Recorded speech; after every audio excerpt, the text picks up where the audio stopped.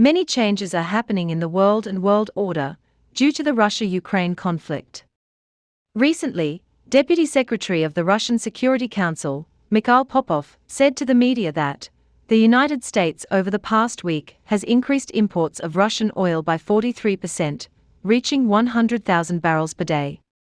The US forced Europeans to introduce anti-Russian sanctions, while not only continuing to import oil from Russia, but increasing the volume of oil deliveries for the past week by 43% up to 100,000 barrels per day. The US pursues its own interests at the cost of its European allies. According to the Russian official, Europe should expect similar surprises from the US. Moreover, Washington allowed its companies to export mineral fertilizers from Russia, recognizing them as essential goods. The US and European allies have been exploring banning imports of Russian oil since the Russia-Ukraine conflict started, despite the fact that Europe relies on Russia for crude oil and natural gas. Europe faces pressure from both the US and the UK to impose a ban on Russian oil. Britain has announced that it would phase out Russian oil imports by the end of the year. Slovak Economy Minister Richard Sulik said in a debate show on public broadcast that the gas must not stop.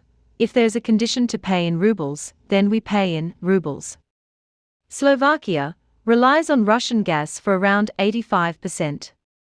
Meanwhile, United States Treasury has set the deadline to end deals on oil and coal imports from Russia until April 22. US said these oil imports are agreement orders before the war.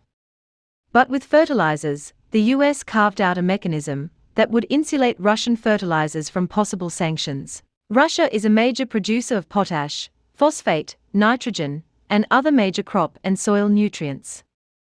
It produces more than 50 million tons a year of fertilizers. Russia holds 13% share of the global total fertilizer market. The companies like Fosagro, Uralchem, Uralkali, Akron, and Eurochem are the biggest players in Russia. They export to Asia and Brazil too. In the US, the share of Russian supplies in total imports is around 6% for potash, 20% for diammonium phosphate, and 13% for urea.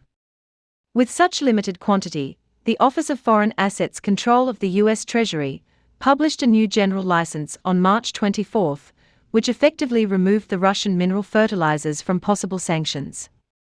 They were included in the list of vital products along with agricultural products, medicines, and medical products.